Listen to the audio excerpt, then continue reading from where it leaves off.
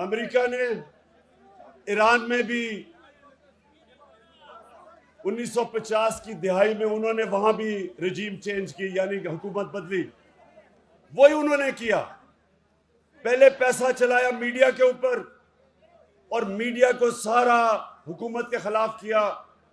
مصدق کی حکومت تھی ایران میں، اس کے خلاف کیا. پھر پیسہ چلایا اور ان کے جو اس کی پارٹی کے سیاستدان تھے ان کو خریدا اور پھر اپوزیشن سے مظاہرے کروائے. اس طرح یہ ملک میں حکومتیں بدلتے ہیں. چلی کے اندر بھی یہی کیا. پہلے انہوں نے پیسہ چلایا، اپوزیشن کو اکٹھا کیا، پھر اس کی پارٹی کے اندر لوگوں کو خریدا، میڈیا کے اوپر پیسہ چلایا، اور یہی انہوں نے پاکستان میں کیا. اور یہ تب کیا، ایک منٹ سنو ایک منٹ. انہوں نے یہ پاکستان میں تب کیا جب تحریک انصاف کے کارکنوں، یہ سنو، 11 سال میں سب سے کم ہماری حکومت میں جو بیرونی خسارہ ہوتا ہے، تاریخی خسارہ ہمیں ملا تقریباً $20 ارب کا، اور 3 سال کے بعد ہم نے وہ خسارے کو 11 سال میں سب سے کم خسارہ ہماری حکومت میں ہوا. اور جو ہماری معیشت تھی 5.6% کے اوپر وہ بڑھ رہی تھی. 5.6% پہ تب بڑھ رہی تھی خسارہ کم کر کے. سارے بر صغیر میں سب سے کم بے روزگاری پاکستان میں تھی. یہ جو کرونا تھا ساری دنیا میں تباہی مچائی. پاکستان وہ ملک تھا جو دنیا نے مثال دی کہ سب سے بہتر طریقے سے کرونا وائرس کا مقابلہ جس ملک نے کیا، ٹاپ 3 ملکوں میں ان میں پاکستان تھا، جس نے اپنے لوگوں کو بھی بچایا، وائرس سے بھی بچایا، اپنی معیشت کو بھی بچایا. اس کے باوجود، اور یہ وہ گورنمنٹ پہلی گورنمنٹ ہٹائی گئی ہے جس کے اوپر کوئی کرپشن کے الزامات نہیں. پرائم منسٹر کو کوئی باہر بڑے بڑے محلات نہیں خریدے، کوئی فیکٹری نہیں لگائی، کوئی رشتہ داروں کو اوپر نہیں لے کے آیا.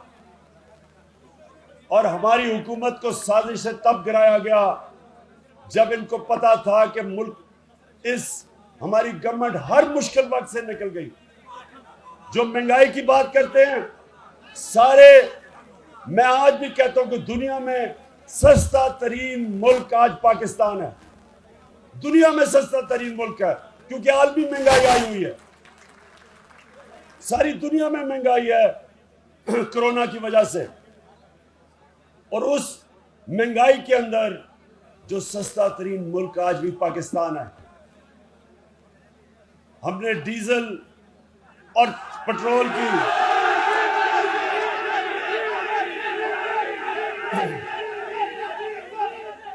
ملک ہم نے ٹیکس سب سے زیادہ اکٹھا کیا، اور اس ٹیکس کی وجہ سے کیونکہ زیادہ ٹیکس اکٹھا کیا ہم نے اپنے لوگوں کے لیے پٹرول اور فضل الرحمان کی قیمت کم رکھی.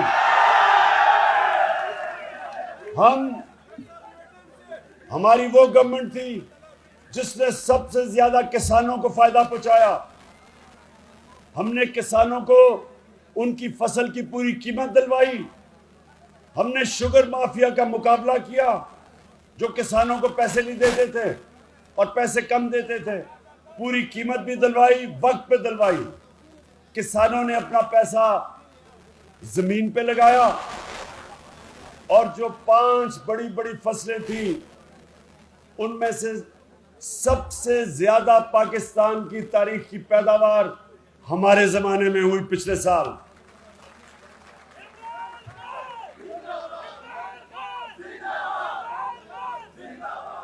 تو میرے کارکنوں،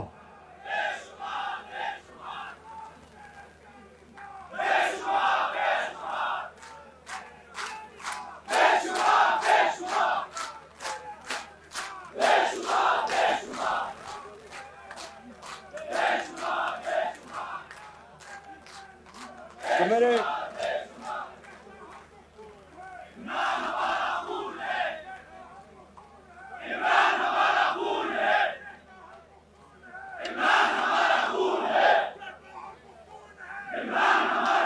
جی شکریہ شکریہ. اب ذرا سنیں تو یہ میں آپ کے سامنے صرف اس لیے یہ چیزیں رکھ رہا ہوں کہ ایک حکومت جو ملک کو ہر مشکل سے نکال رہی تھی، جس کی معاشی پرفارمنس پچھلی کوئی بھی حکومت پچھلے 10 سال میں مقابلہ نہیں کر سکتی تھی، جس نے ایک ملک وہ ملا ہمیں وراثت میں جس کا دیوالیہ نکالا ہوا تھا، سارے ادارے تباہ کیے ہوئے تھے، وہ ہمیں حکومت ملی. اور مجھے فخر ہے کہ سارے میڈیا پروپیگنڈا اور اپوزیشن پروپیگنڈا کے باوجود اللہ کا شکر ہے کہ ہماری حکومت صحیح راستے پہ نکلی ہوئی تھی. جب یہ سازش کی گئی تو میں آج یہ بھی آپ کو بتا دوں نوجوانوں کہ قوم کیسے تباہ ہوتی ہے. قوم کیسے تباہ ہوتی ہے؟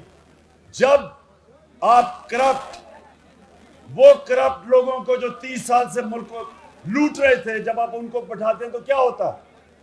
اب یہ شہباز شریف اس نے سب سے پہلے چیز کیا کی؟ 16 ارب روپے کے FIA کے اس کے اوپر کیس ہے.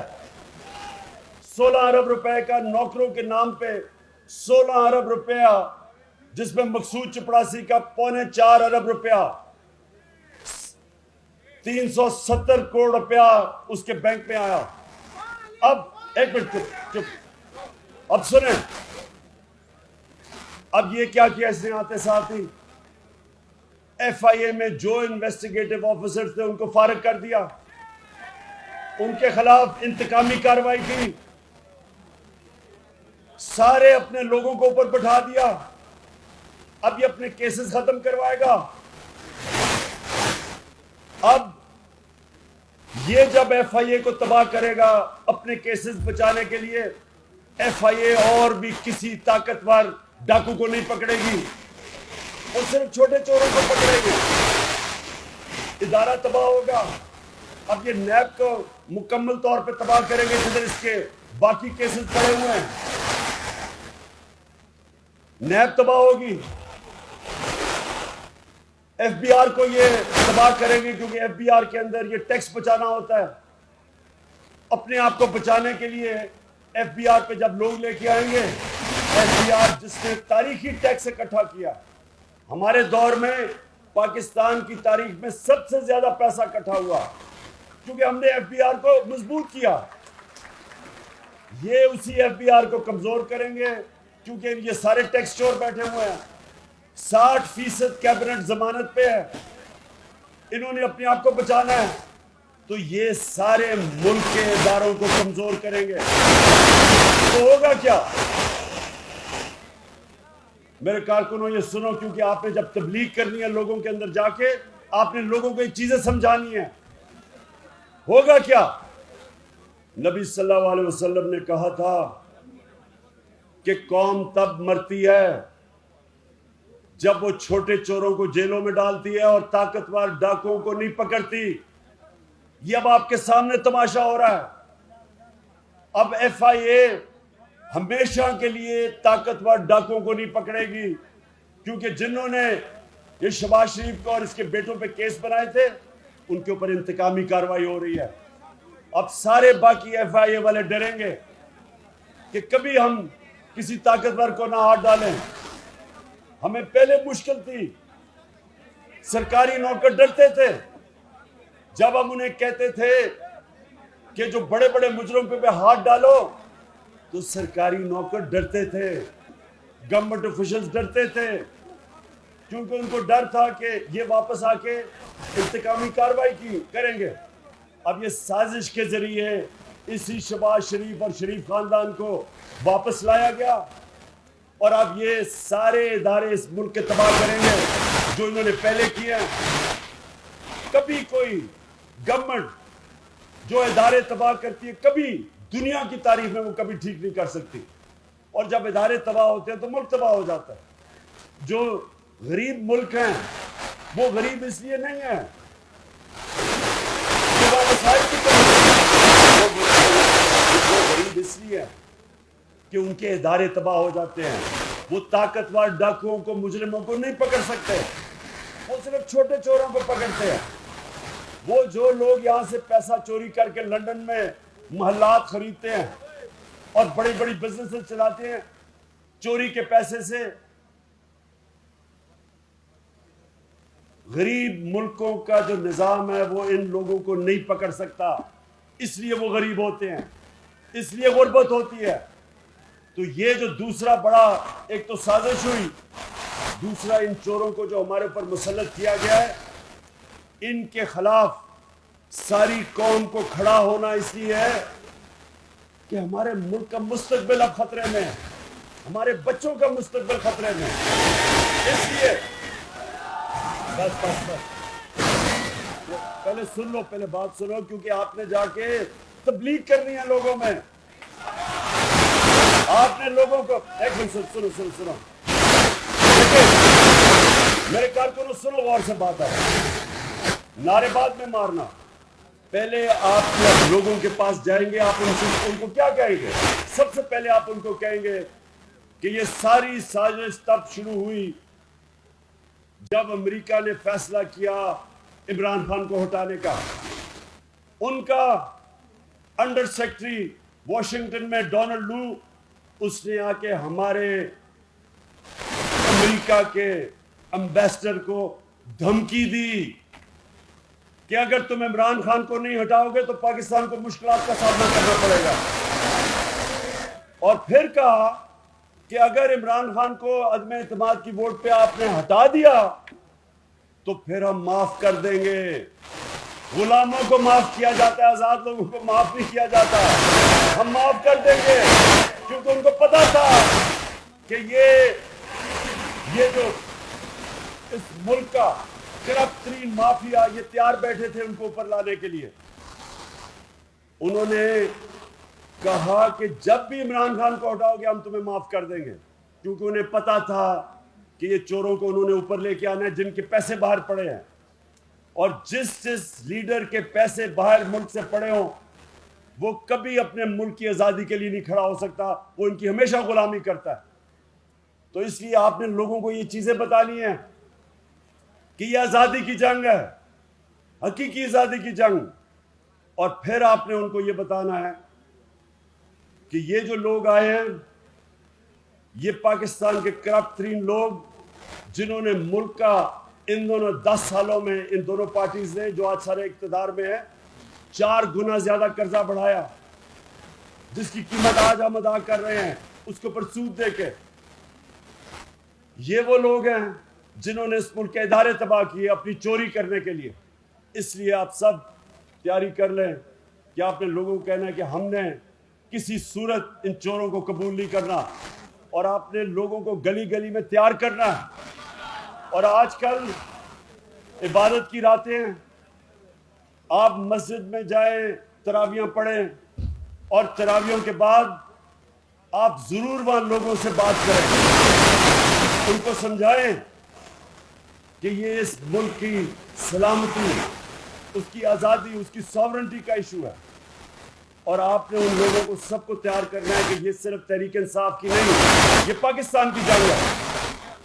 27 رات کو، جمعرات کی رات کو ہم نے فیصلہ کیا ہے شب دعا،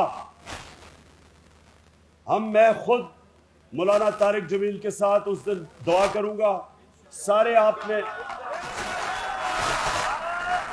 ہم سب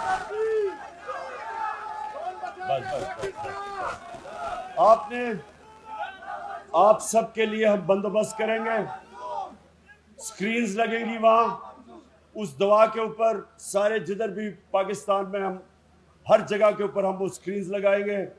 27ویں کی رات کو 10 بجے ہم سب اپنے ملک کی آزادی کے لیے، سلامتی کے لیے دعا کریں گے. اس ملک کے مستقبل، اپنے بچوں کے مستقبل کے لیے دعا کریں گے، اور اس کی آزادی کے لیے، اور ان چوروں سے آزادی کے لیے. اور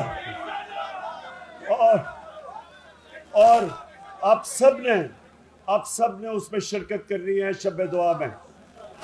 اور آخر میں نے یہ بھی کہنا ہے کہ جو چیف الیکشن کمشنر ہے یہ بالکل ایک نون لیگ کا پلانٹڈ ایجنٹ ہے.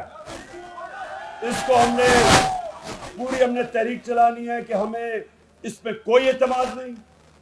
یہ کوئی موقع نہیں چھوڑتا ہمیں نقصان کرنے کا.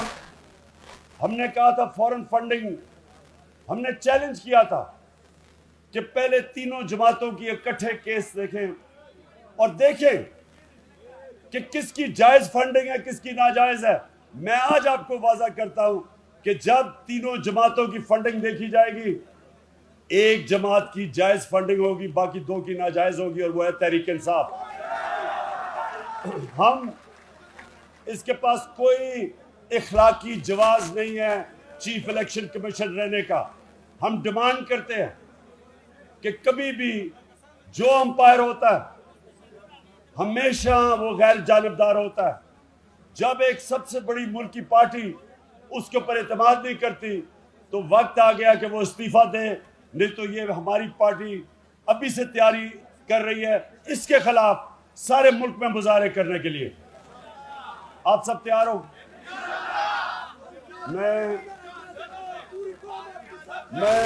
آپ سب کا پھر سے شکر گزار ہوں اور آپ کا منتظر ہوں گا.